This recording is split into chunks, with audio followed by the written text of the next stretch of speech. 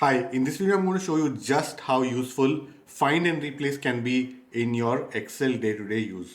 Let's start with the basics. How do you open the find option? Just hit Ctrl F on your keyboard and you will get this dialog box for find and replace. You will notice that there are two tabs, one called find and one called replace. If you want to open this dialog box with find tab selected, just hit Ctrl F as I just said. But if you want to open it with the replace tab selected, you can hit Ctrl H and it will open the same dialog box but with replace now selected. You can use find to find things on your Excel sheet. Pretty simple, right? So if I say operations, I can hit find next and it will keep selecting all the operations that are there one by one as I select find next. But I don't even need to type the entire word. If I just say oper, it will still find all the words that contain that string of text. I can also select find all and it will show me all of the cells that have oper present in them. I can now click on each of these to go to that specific cell. The reason this is useful is because it gives you more information here and you can go to the exact cell that you want. For example, if one of the cells says operations ABC, it will now show here that one of the cells has operation ABC and you don't have to click one by one to find that particular cell. You know from here that this is what you're looking for. You might also notice that there is a drop down menu right next to find what. You can use this to view your previous searches under find. So I've searched for operations. I can just click on it and it will now take me to operations. There's also an options button under find and here you can select various different things that help you narrow down your search. So for example, I'm looking for operations, right? But I can also say I want operations to be found in a particular format.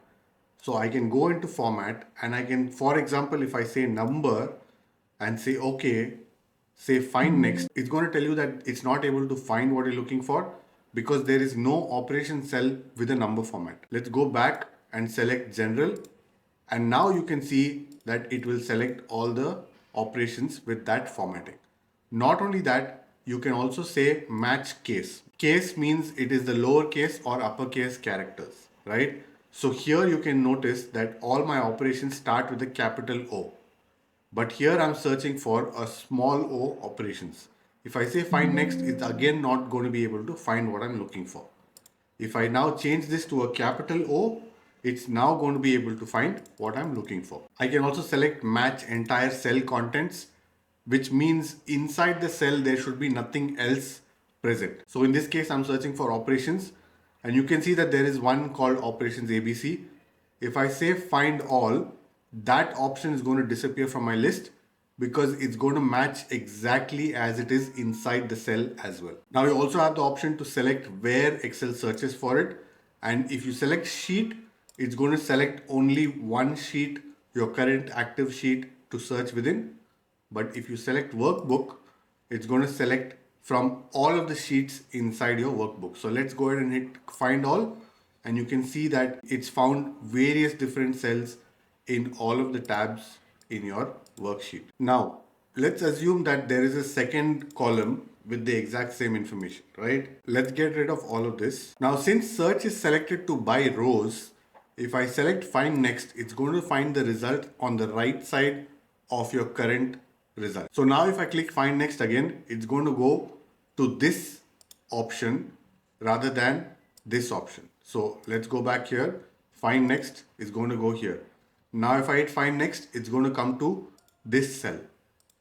Let's go ahead and do that and it's come to this cell, right? But if I select by column, it's going to go column by column. So it's going to go from here to here to here and then it's going to go to this operations once it is completed here. So let's have a look at that.